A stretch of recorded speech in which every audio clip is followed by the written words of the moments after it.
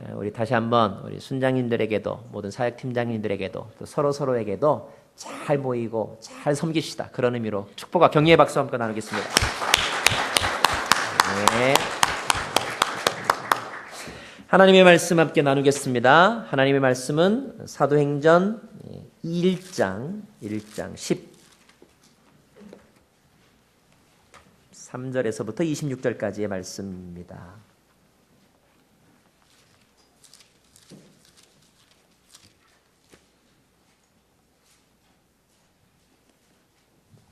사도행전 1장 12절 말씀부터 제가 봉독하겠습니다. 그 후 그들은 올리브산이라 불리는 곳에서부터 예루살렘으로 돌아왔는데 이 산은 예루살렘에서 가까워 안식일에 걸어도 되는 거리였습니다. 그들은 예루살렘 안으로 들어와서 자기들이 묵고 있던 다락방으로 올라갔습니다.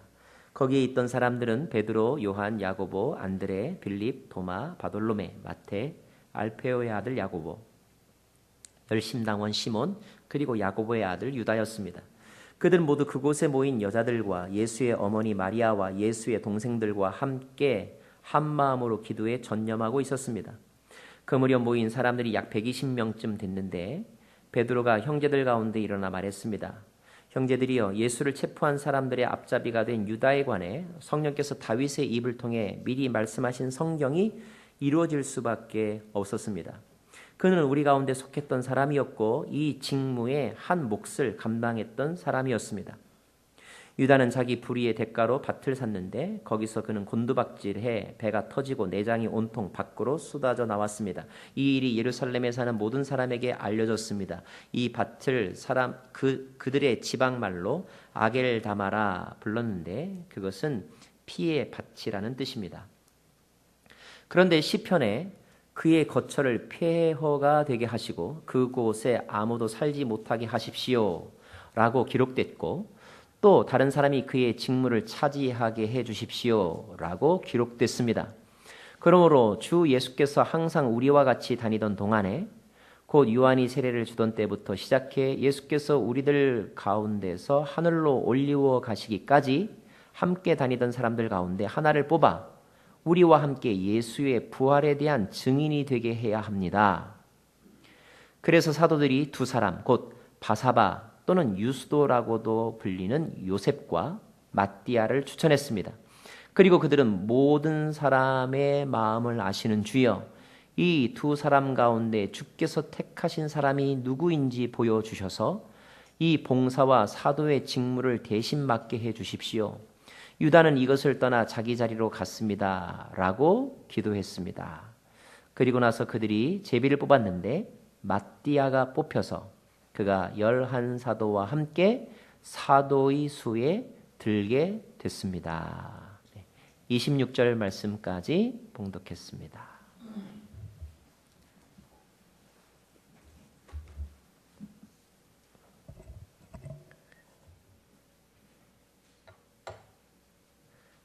물을 안 마시면 떠다 주신 분이 서운해 하시기 때문에.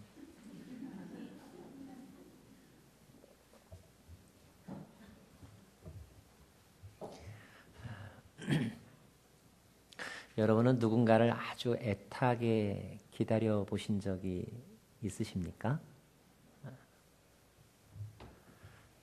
사전에 보면 기다린다는 말은 사람이나 때가 오기를 바라다, 이렇게 설명이 되어 있더라고요. 만약 어떤 사람이 약속 시간이 30분이 넘도록 기다리고 있다면 아마 그것은 그가 그 상대방을 아주 중요하게 여긴다는 그런 뜻일 거예요. 기다린다는 말은 소망이 있다는 뜻이고 또 사랑한다는 뜻이고 그리고 신뢰한다는 뜻을 가지고 있습니다. 그래서 어떤 사람은 기다릴 게 있는 사람은 행복하다 이렇게 말하기도 해요. 근데 요즘의 사람들을 보면 기다리는 일을 잘 하지 못하는 것 같아요. 상대방이 나를 기다리게 만들면 무시당했다는 느낌 때문에 화를 내곤 하고요. 그리고 인스턴트 시대에 살기 때문에 아웃풋, 결과물이 바로바로 나오지 않으면 금세 마음을 바꾸는 일들이 훨씬 더 많습니다. 옛날 사람들은 어떠했을까 그런 생각을 한번 해봐요. 옛날 사람들은 요즘 사람들보다 좀 더 기다리는데 익숙하지 않았겠나 그렇게 생각이 듭니다. 예를 들면 옛날 사람들의 삶이 이랬어요. 내일 저녁에 만나자 약속을 했어요. 근데 문제는 내일 저녁이 언제인지를 모른다는 거예요.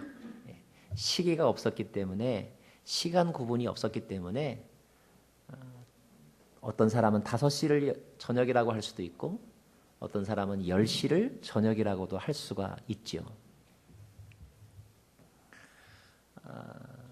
그래도 사람들은요, 이렇게 저녁 때 만나자 그러면 자기가 생각하는 저녁 때 나가서 기다립니다. 그리고 자기가 생각하는 저녁 때라고 생각하면서 나온 사람을 만나죠. 그 갭이 엄청나게 컸던 것 같아요. 그럼에도 불구하고 그것 때문에 불평하거나 싸우거나 하지는 않았거나 적어도 지금보다는 덜 했던 것 같아요. 아마 그런 생활 탓에 예전 사람들의 사랑이 더 오래 가지 않았나 그런 생각을 해보기도 합니다. 때로는 무작정 기다려야 되는 경우도 있어요. 다시 올게 기다려 이렇게 하고 떠납니다. 문제는 언제까지 기다려야 될지 기약이 없을 때가 있다는 거죠. 그런 기다림은 참 힘든 거예요. 언제 올지도 모르는 사람을 기다려야 한다는 것. 다시 온다는 말 한마디만 믿고 기다려야 한다는 것. 쉽지 않은 일입니다. 그래서 그렇게 쉽지 않은 감정을 겪고 나면 그 다음번에는 이제 어떤 질문을 합니까? 언제 올 건데? 언제라고 하는 이 time, when이라고 하는 단어를 사용하여서 질문을 하죠.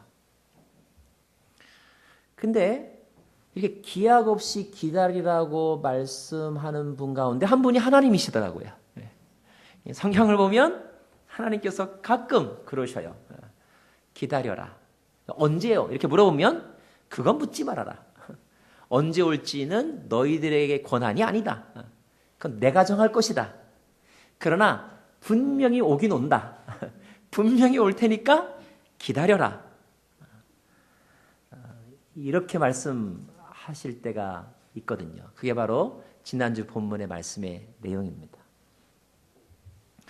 우리는 이제 두 가지 궁금함을 가질 수가 있어요. 왜 하나님은 그렇게 하실까? 그냥 정확하게 몇 날 몇 시 이렇게 몇 분에 내가 오겠다 이렇게 말씀하시면 좋을 것을 왜 무작정 기다리게 하실까? 두 번째,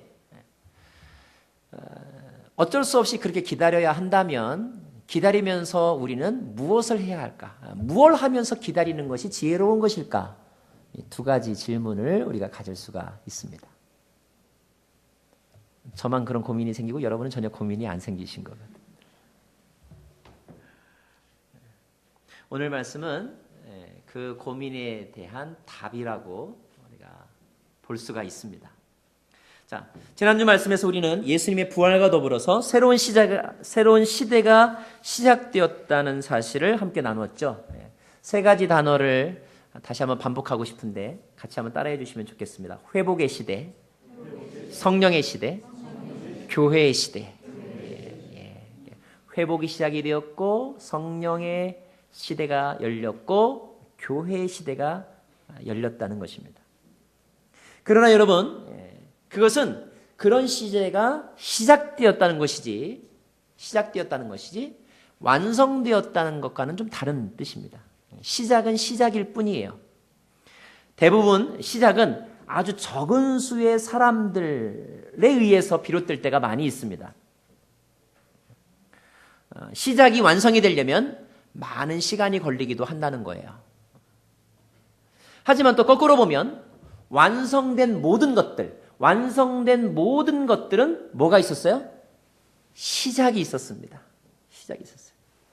시작이 없으면 완성이 있을 수 없죠. 자, 회복의 시대, 성령의 시대, 그리고 교회의 시대가 시작이 되는데 그 시작의 스타팅 포인트, 아니면 시작의 신호탄, 그것이 무엇일까? 자, 제자들의 삶 속에 회복과 성령의 임재와 교회는 어떻게 시작이 되었을까? 오늘 말씀을 통하여 우리가 알 수가 있거든요. 한 가지 이제 알 수 있는 사실은 예수님을 따르던 제자들에게 이제 기다림이 시작이 되었다는 것입니다. 9절 말씀 같이 보도록 하겠습니다. 9절이요. 시작.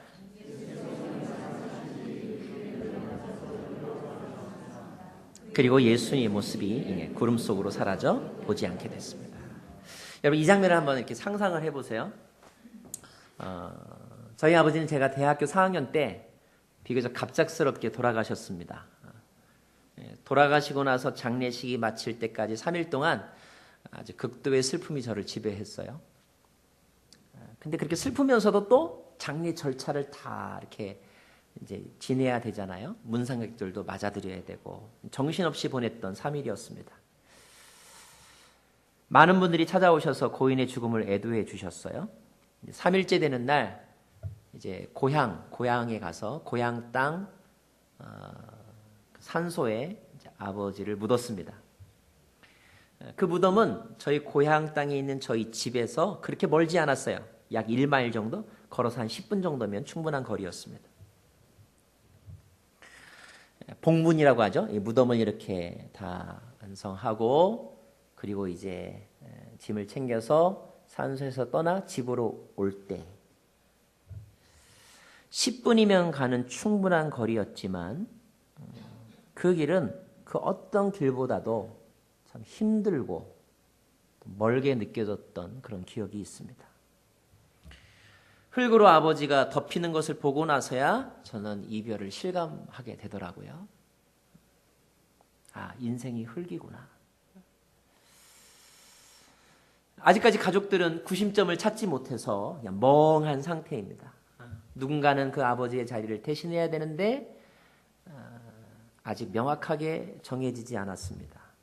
또 앞으로 이제 어떻게 살아야 할 것인가도 현실적인 문제로 다가오는데 참 막막한 그런 이슈였어요. 한편으로는 아버지와의 추억이 제 머릿속을 지배했습니다. 돌아가시기 바로 며칠 전에 아버지가 하셨던 말씀들, 보였던 행동들, 그리고 표정들, 이런 것들이 눈에 너무 생생하게 이렇게 남아있는 거죠. 아무것도 할 수가 없고 그리고 가만히 있어도 울컥하고 감정이 복받쳐 오르고. 저는 오늘 하늘로 사라지신 예수님의 모습을 본 제자들의 마음이 그와 같지 않았을까 그렇게 생각을 해봅니다. 또 살다 보면 우리가 이와 비슷한 감정을 느낄 때가 더러 있지요. 다만 오늘 예수님의 승천을 본 제자들과 산소에서 내려왔던 저와 다른 것이 하나가 있었다면 10절과 11절의 내용입니다. 저하고 여러분 서로 교독할게요. 제가 먼저 읽죠. 그들은 예수께서 올라가시는 동안 계속 하늘을 뚫어지게 쳐다보고 있었습니다. 너무 허탈해서 또는 그리워서 아무것도 할 수 없었다는 뜻입니다. 그런데 갑자기 흰 옷을 입은 두 사람이 그들 곁에 서서 말했다는 것입니다. 11절 읽습니다. 시작. 갈릴리 사람들아, 왜 여기 서서 하늘만 쳐다보고 있느냐? 너희 곁을 떠나 하늘로 올라가신 이 예수는 하늘로 올라가시는 것을 너희가 본 그대로 다시 오실 것이다 라고 말했습니다. 그들이 들은 이야기는 다시 오실 것이라고 하는 이야기를 듣게 되었다는 거예요. 이 이야기는 제자들로 하여금 이제 기다림을 시작하게 만들었습니다. 그들이 기다렸던 것은 두 가지입니다. 첫째는 예수님께서 직접 하신 말씀. 그것은 뭐냐면 아버지께서 내게 약속하신 것을 기다리라. 이것이 기다림의 첫 번째 이유였고, 또 하나는 지금 어떤 천사가 그들이 정신없이 하늘만 쳐다보고 있을 때 그들의 정신을 깨우면서 한 이야기. 너희들이 본 예수는 지금 올라간 것과 같이 다시 오실 것이다 라고 하는 이 약속, 이 이야기, 이 두 가지가 이제 제자들에게 기다림의 내용이 되었다는 것입니다. 성령을 기다리고 주님의 재림을 기다리는 것. 다만 이 두 기다림에 공통점이 있다면 언제 올지는 모른다는 것, 이거예요. 자, 산에서 내려온 그들은 이제 예루살렘 시내로 들어가게 되었습니다. 예루살렘 시내에 들어가면 그들이 늘 모이던 집이 있었어요. 사람들은 그 집을 마가의 다락방이라고 말을 합니다. 예수님이 돌아가시고 나서부터 그들이 자주 모이던 곳이었어요. 지금은 예수님께서 돌아가시고 3일 만에 부활하시고 이미 40일이 지났고요. 40일이 지났습니다. 40일이 지나고 며칠 더 지났으니까 오순절 직전이니까 예수님이 돌아가시고 나서 거의 한 45, 6일째쯤 되는 날이다라고 여러분이 시간을 이렇게 계산하고 계시면 좋을 것 같아요. 자, 예수님이 돌아가시고 나서부터 모이던 집이었습니다. 자, 성경에는 그 집에 다시 모인 사람들의 이름을 우리에게 소개해주고 있는데 13절에 나와 있죠. 13절에 보니까 거기 모인 사람이 누구냐? 베드로, 요한, 야고보, 안드레, 빌립, 도마, 바돌로메, 마테, 알페오의 아들 야고보, 그리고 열심당원 시몬, 그리고 야고보의 아들 유다. 몇 명이요? 11명의 제자들. 그리고 그 이외의 사람들이 있었는데 14절 말씀 보니까 거기에 또 모인 여자들. 그리고 여자들 중에 특별한 사람이 있었는데 예수의 어머니 마리아. 그리고 예수님의 가족인 예수님의 동생들. 이렇게 사람들이 모여 있었다고 했습니다. 오늘 성경에 120명이라는 숫자가 나오지만 처음부터 120명이었던 것 같지는 않고요. 그렇게 모이면서 이렇게 날짜가 계속되면서 조금씩 사람이 더 추가가 돼서 나중에 120명까지 된 것으로 이렇게 추측이 됩니다. 자, 어떤 사람들이 모였는가도 우리 관심사겠지만 그들이 모여서 무엇을 했느냐가 사실은 더 중요합니다. 14절 말씀을 그래서 저와 여러분 같이 한번 다시 읽기를 원합니다. 읽겠습니다. 시작. 그들은 모두 그곳에 모인 여자들과 예수의 어머니 마리아와 예수의 동생들과 함께 한 마음으로 기도에 전념하고 있었습니다. 예, 되겠습니다. 자, 그들이 모여서 한 것은 바로 기도했다고 기록되어 있네요. 기도에 전념했다는 말을 붙인 것으로 봐서 그냥 뭐 우리가 식사기도 하듯이 잠깐 기도하고 같이 뭐 이렇게 잡담을 나눈 그런 수준은 아니었던 것 같습니다. 아마도 1시간 기도, 3시간 기도, 4시간 기도, 10시간 기도, 철야 기도, 하루 온종일 기도, 24시간 기도, 그런 기도를 뭐 릴레이로 할 수도 있고 합심하여 할 수도 있고 다양한 형식으로 기도 모임을 가졌던 것 같아요. 여기서 한 가지 사실 깨닫게 됩니다. 제자들에게 있어서 기다림은 기도였다 하는 것입니다. 어떤 사람이 약속 시간이 늦었습니다. 너무 늦었네. 많이 화났겠다. 너무 미안해서 어떡하지? 그래서 막 바쁘게 가는 중에도 미안한 마음을 가지고 딱 나타났더니 1시간이나 늦은 거예요. 근데 다행히 그 사람이 안 가고 거기 있는 거예요. 고마워, 미안해, 내가 너무 늦게 와서 미안해. 그랬더니 괜찮아. 그 1시간 동안 뭐 했나 봤더니 게임하고 있었어요. 그러면 시간 활용을 효과적으로 했는지는 모르겠지만 감동은 없는 거죠. 그것은 오늘 말씀에 나오는 그런 기다림이 아니에요. 언제 올지 몰라서 하다가 아예 포기해버리고 올 테면 오고 말 테면 난 내 할 일 할 거야. 그러면서 그냥 1시간, 2시간, 3시간, 1년, 2년, 3년 분주하게 살아가는 것. 이것은 성경적인 기다림이 아닙니다. 오늘 말씀에 나오는 성경적 기다림은 무엇입니까? 기도하는 것이다. 사실 예수님의 죽음 이후에도 그들이 그 자리에 함께 모여 있었을 때가 있었어요. 하지만 그때는 지금과 같이 행동하지 않았습니다. 요한복음 20장에 보면요, 예수님이 돌아가시고 나서의 일인데 요한복음 20장 19절에 이런 말씀이 있습니다. 그날 곧 그 주간의 첫날 저녁에 제자들은 유대 사람들을 두려워해 문들을 걸어 잠그고 모여 있었습니다.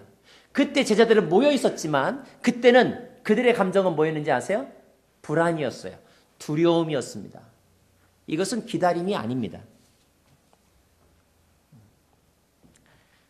그런데 오늘 그들은 똑같이 모여 있었지만, 예수님이 똑같이 없지만 그들은 두려워하지 않고 기도하고 있었습니다.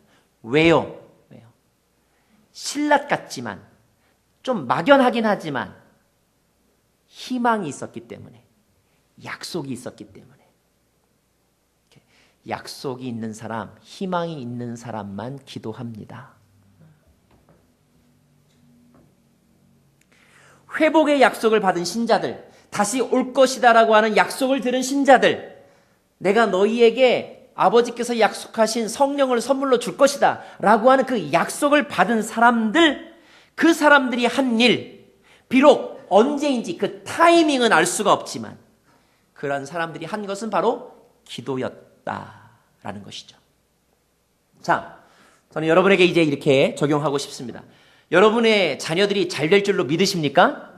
예. 여러분의 자녀들이 하나님 앞으로 돌아올 줄로 믿으십니까?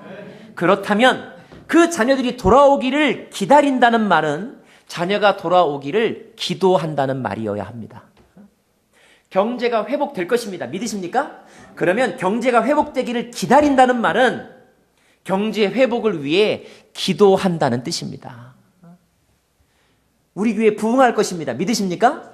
교회가 부흥하기를 기다린다는 말은 그때까지 안 나오다가 그때쯤 되면 나오는 거, 이게 아니고 교회 부흥을 위해 기도의 자리에 참여한다는 뜻입니다. 이것이 기다림입니다. 한번 같이 따라할까요? 기다림은 기도이다. 기도하는 것이 기다림입니다. 자, 왜 하나님은 주겠다고 약속하시면서도 언제 주겠다고는 말씀하지 않으셨을까? 그거 알면 참 좋을 텐데, 그것은 그 하나님의 은혜의 때, 회복의 시작, 회복의 완성의 때가 어디에 달려있기 때문에 우리가 어떻게 기다리느냐에 따라 달라질 수 있기 때문에 그 타이밍을 말씀하고 계시지 않으시는 거예요.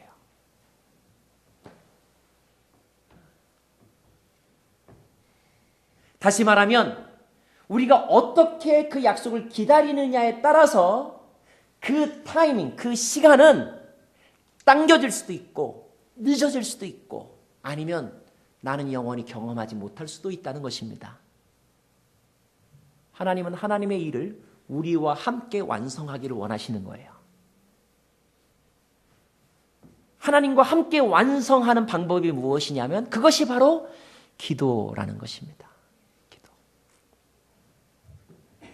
참 놀라운 것, 감사한 것, 우리가 배워야 될 것은 이렇게 모여서 하는 그들의 기도, 이 기도의 운동, 기도의 습관이 그 이후에 사도행전에 나와 있는 제자 공동체, 예수님의 제자들의 중요한 영적 행위가 되었다는 것을 알 수가 있는데, 그것을 알 수 있는, 보여주는 기록이 사도행전 12장 5절입니다. 사도행전 12장 5절 말씀 이렇게 기록되어 있어요. 이렇게 베드로는 감옥에 갇혔고, 자, 그들의 지도자가 감옥에 갇혔습니다. 근데 그때 교회는 그를 위해 하나님께 간절히 뭐 했습니다? 기도했다고 기록되어 있어요.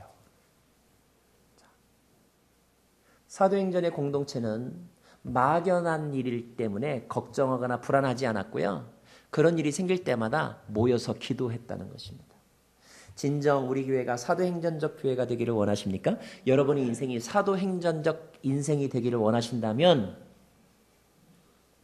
여러분을 향한 하나님의 신실한 약속과 신실한 사랑에 대해서 믿음이 조금이라도 있으시다면 그 믿음을 가지고 해야 될 일은 언제지? 어떻게지? 여기에 대한 방법론을 추구하는 것이 아니라 그 시기와 방법은 하나님께 속해 있지만 곰곰이 그 결론을 보면 결국 누구에게 달려있는 거예요? 여러분에게 달려있는 것입니다. 어떤 여러분에게? 기도하는 여러분에게. 기도하는 여러분에게 하나님의 때와 하나님의 때의 임재의 방법이 달려있는 거예요.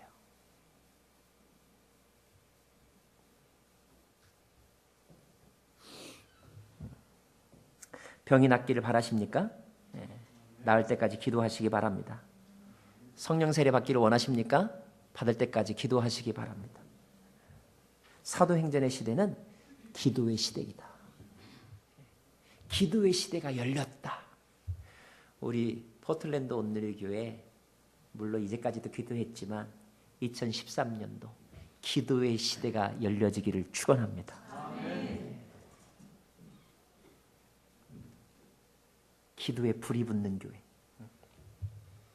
다시 말합니다. 성도의 기다림은 막연한 기다림이 아니라 때를 이루어가는 기다림이다. 때를 완성해가는 기다림이다. 자, 그렇게 기도하면 어떤 일이 일어나는지 아십니까? 오늘 그 다음 말씀 보니까 베드로가 일어났어요. 15절 말씀 읽겠습니다. 시작. 그 무렵 모인 사람들이 약 120명쯤 됐는데 베드로가 형제들 가운데 일어나 말했습니다. 베드로가 왜 일어났을까요? 여러분, 베드로가 할 말이 있어서 일어났어요. 예. 베드로의 할 말은 어디로부터 왔을까요? 하나님으로부터 온 것입니다. 하나님이 베드로에게 할 말을 언제 가르쳐 주셨을까요? 기도할 때 가르쳐 주셨습니다. 결론은 이것입니다. 기도하면 하나님의 음성을 듣는다.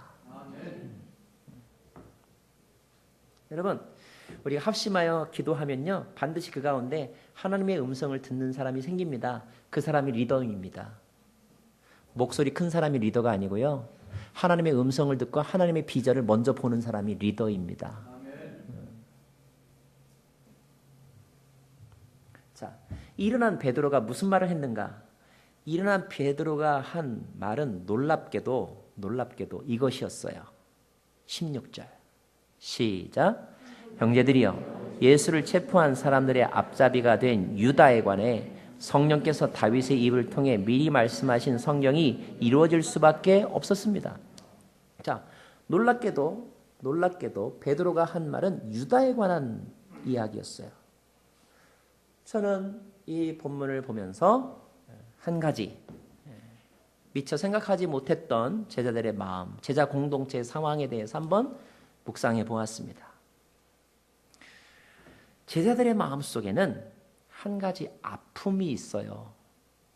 그 아픔이 뭔지 아세요?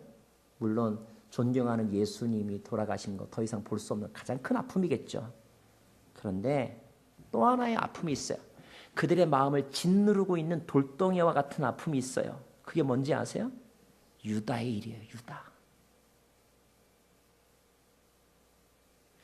제자들이 유다에 대해서 여러분 어떤 감정을 가졌을까요? 원망하는 마음, 아니 어쩌면 막 죽이고 싶은 마음이 들었을지도 몰라요. 어떻게 너 그럴 수 있니? 너도 우리하고 똑같이 3년 동안 예수님한테 배웠잖아. 너도 그 예수님의 기적을 봤잖아. 예수님이 너를 얼마나 사랑하는지 너도 알았잖아. 근데 너 어떻게 그럴 수가 있니? 너 그러고도 우리 형제라고 말할 수 있니? 너 그러고도 우리 제자라고 말할 수 있니? 자, 우리의 현장으로 한번 적용해서 표현해 볼까요? 당신도 개척교회 멤버잖아. 너도 그 목사님과 함께 신앙생활했잖아. 어떻게 그럴 수 있니? 너도 우리 가족이잖아. 우리 형제잖아. 너 어떻게 아버지한테 그럴 수 있니? 이 깊은 상처가 그들 안에 있는 거예요. 어떤 제자는 아마도 유다의 그런 행동을 막지 못한 것에 대한 책임감을 느꼈을 수도 있어요. 아니, 유다를 보면서 모든 인간에 대한 신뢰가 다 깡그리 무너졌을 수도 있어요. 다른 사람도 아닌 동료 중에서 그런 일이 생긴 것에 대한 연대 책임을 느끼면서 부끄러움을 느꼈을 수도 있어요. 어느 누구도 유다에 관한 이야기를 입 벌려서 말하지는 않지만 마음속 깊은 곳에 부끄러움, 그 부끄러움이 자리 잡고 있는 것입니다. 유다는 분명 그들에게 요즘 말로 하면 트라우마인 거예요. 또 이런 일이 생기지는 않을까?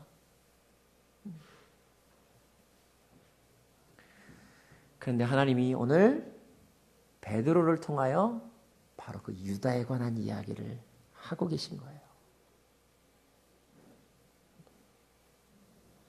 왜요? 그 일을 털고 가야 되기 때문에.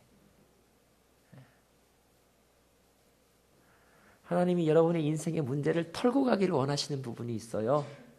2013년이 됐지만 아직 털고 가지 못하는 문제가 여러분 안에 있지요.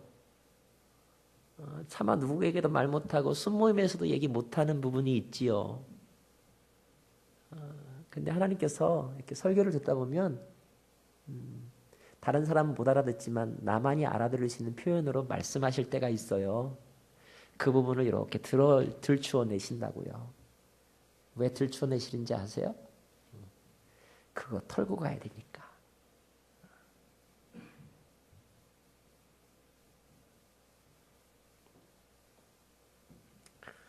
17절 말씀에 베드로가 이렇게 말합니다. 그는 우리 가운데 속했던 사람이었고 이 직무의 한 몫을 담당했던 사람이었습니다. 그래요. 우리의 형제였어요. 사실 우리에게 힘들게 하는 사람은 저 북한 땅에 있는 김정은이 아니에요. 우리 식구, 우리 순원, 우리 가족, 우리가 늘 만나는 친구들이 나를 힘들게 하고 또 공동체를 망가뜨리기도 하는 거죠. 우리는 그들에 대해서 뭐가 있어요? 애증이 함께 있어요. 사랑도 있고 뭐도 있어요? 증오도 있어요. 그래서 복잡하고 힘들어요. 어떻게 해야 되나? 그런데 이제 그들이 지금 알고 있는 것은 뭐냐면 그 유다가 결국은 죽었더라는 거예요. 어떻게 죽었느냐? 비참하게 죽었어요. 오늘 성경 기록에 의하면 그가 예수님 팔은 그 돈, 은 30냥으로 밭을 샀는데 그 밭에서 떵떵거리고 잘 산 게 아니라 배 터져서 창자가 쏟아져 나와서 비참하게 죽었다. 이렇게 기록되어 있어요. 그 사실을 모든 예루살렘 사람들도 알았다고 하니까 아마 제자들도 알았을 것 같아요. 자, 그런데 그런 죽음에 대해서 20절에 보면 베드로가 이제 설명을 해주는 장면이 나옵니다. 20절 말씀을 같이 읽을까요? 시작.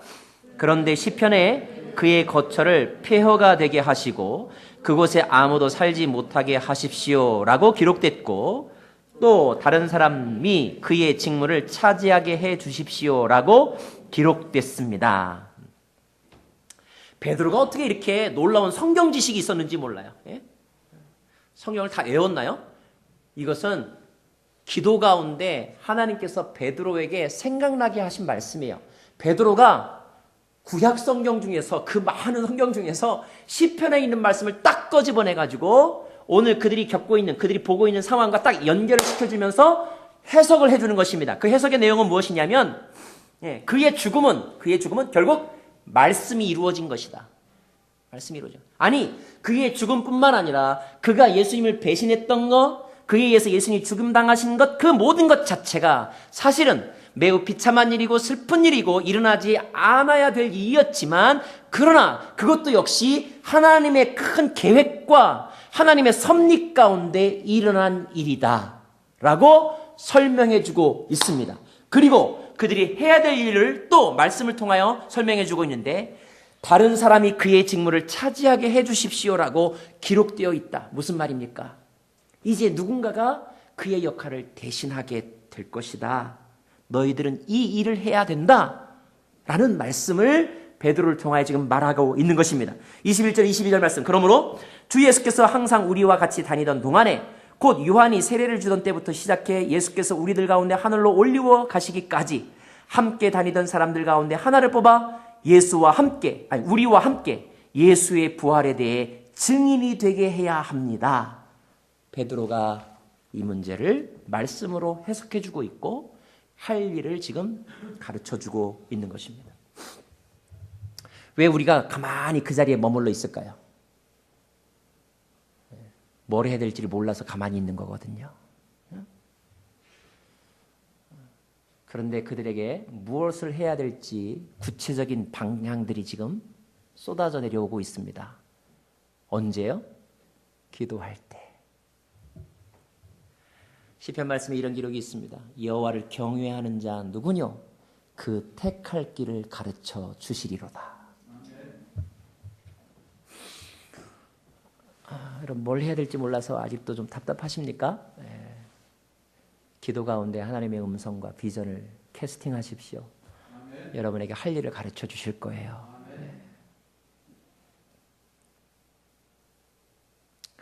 자, 이 설명을 베드로로부터 들었을 때 다른 제자들의 마음이 어땠을 거예요?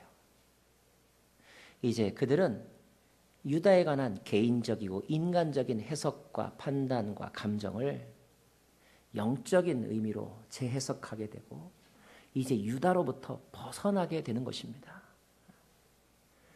이 응어리가 풀려야만 우리는 나아갈 수 있는 것이죠. 이 과거로부터 우리가 사슬을 끊어야 전진할 수 있는 거예요. 여러분의 전진도 그러하죠.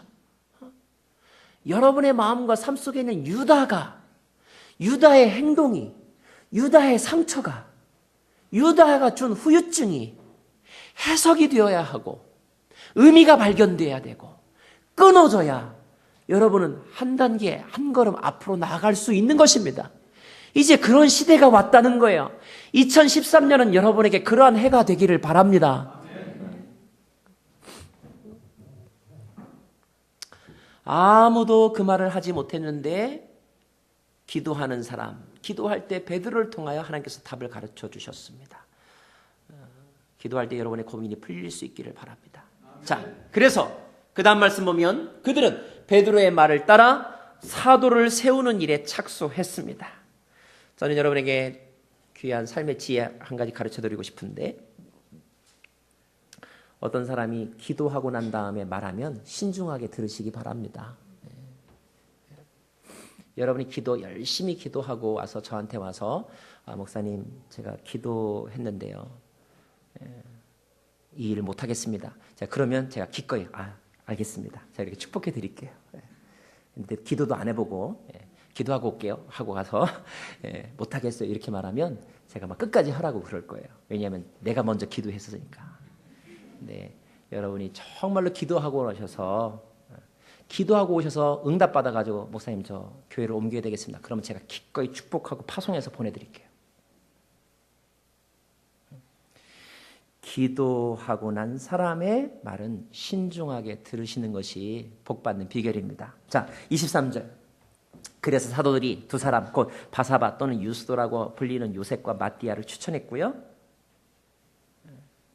그리고 그들이 함께 기도합니다. 24절. 모든 사람 같이 읽을까요? 시작. 모든 사람의 마음을 아시는 주여, 이 두 사람 가운데 주께서 택하신 사람인지 누구인지 보여주셔서 이 봉사와 사도의 직무를 대신 맡게 해 주십시오. 유다는 이것을 떠나 자기 자리로 갔습니다. 라고 또 뭐 했어요? 기도했다는 거예요. 모든 사람의 마음을 아시는 주여. 그들은 살아있을 때 유다와 3년 동안 같이 살았지만 그 속마음을 몰랐어요. 그죠? 천길 물속은 알아도 한길 사람의 마음을 알 수가 없어요. 30년, 40년을 살아도 배우자의 마음을 알 수가 없어요. 모든 사람의 마음을 아시는 분은 하나님. 하나님이요. 하나님이 택해 주십시오. 이들의 기도였습니다. 하나님께 모든 것을 맡겼다는 뜻입니다. 그리고 2명 중에서 제비를 뽑았습니다. 그 중에 마띠아라고 하는 사람이 뽑혔습니다. 이제 그들이 11명과 더불어서 사도의 수에 들어가게 되었다. 26절이 이렇게 마무리됩니다. 26절 말씀 같이 한번 읽을까요? 시작. 그러고 나서 그들이 제비를 뽑았는데 마띠아가 뽑혀서 그가 11 사도들과 함께 사도의 수에 들어가게 되었다. 이런 말이죠. 사도의 수에 들어가게 되었다는 말이 의미하는 것이 무엇일까? 여러분, 이스라엘 사람들, 성경은요, 숫자에 대해서 때로는 영적인 의미를 부여할 때가 있습니다. 예를 들어서 이스라엘 사람들에게 3이라고 하는 숫자는 하나님의 숫자예요. 성부, 성자, 성령 이렇게. 4라고 하는 숫자는 땅의 숫자입니다. 땅의 숫자. 12이라고 하는 숫자는 이른바 완전수예요. 완전수. 14만 4천 명도요. 12 곱하기 12 이렇게 해서 나오는 숫자거든요. 12이라는 숫자는 완전수. 그렇기 때문이었는지는 모르겠지만 공교롭게도 예수님도 제자를 12제자를 선택하셨잖아요. 12제자. 이 12제자, 이 12명은 교회의 숫자예요. 완전수예요. 완전수. 자, 그런데 12 중에서 한 명이 배신을 하고 죽음으로 말미암아 지금 11명이 남았습니다. 이 말은 무슨 뜻이냐면 불완전하다 이런 말이죠. 불완전해졌다. 그런데 오늘 이 영적인 행위를 통하여서 한 명을 세웠습니다. 그래서 12이라고 하는 숫자를 채웠어요. 빈자리를 다시 채운다는 의미가 있겠죠? 달리 말하면 회복되었다라는 의미가 있는 거예요. 교회가 회복되었다 이런 뜻입니다. 중요한 결론. 기도할 때 회복이 가시적으로 시작된 것입니다. 하나님의 회복과 성령의 임재와 교회의 시작은 어떤 계기로 인하여서 이루어지는가? 기도를 통하여 회복이 시작이 되고, 앞으로도 우리가 배우겠지만 잘 아는 사실, 기도할 때 성령이 임하고, 기도를 통하여 기도하는 무리들이 모였을 때 그것이 교회가 되었다는 것이에요. 모든 것은 기도와 더불어 시작이 된 것이다. 그러므로 우리가 어떻게 기도하지 않을 수 있겠습니까? 걱정한다고 우리의 자녀들이 돌아옵니까? 걱정한다고 우리의 키가 한 자나 더 커집니까? 걱정은 우리에게 스트레스를 줄 뿐이고 위장병만 생기게 할 뿐이에요. 걱정은 우리를 예민하게만 만들 뿐입니다. 걱정은 우리의 모든 문제를 해결해 줄 수가 없는 것이죠. 기도함으로 모든 것이 풀리는 것입니다. 기도할 때 땅에서 풀면 하늘에서도 풀리게 되는 것입니다. 말씀 마무리하겠습니다. 우리 이 두 가지 명제 함께 따라하고 말씀을 마치죠. 같이 읽겠습니다. 기다림은 기도하는 것이다. 기도할 때 회복이 시작된다.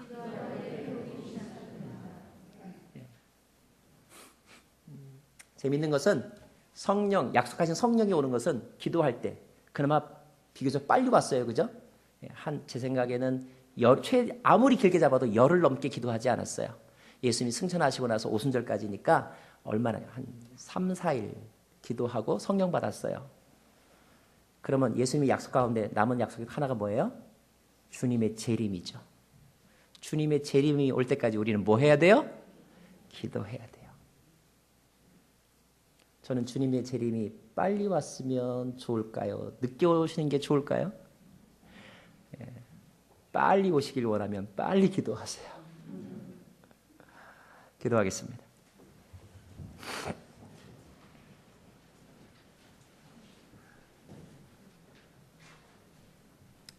오 주님, 회복시키길 원하시고 성령 부어주길 원하시고 교회가 되기를 원하시는 주님, 제자들은 그 은혜의 날을 기다리며 기도했습니다. 기도가 먼저 시작되게 하여 주시고 기도의 문을 열게 하여 주십시오. 예수님 이름으로 기도합니다.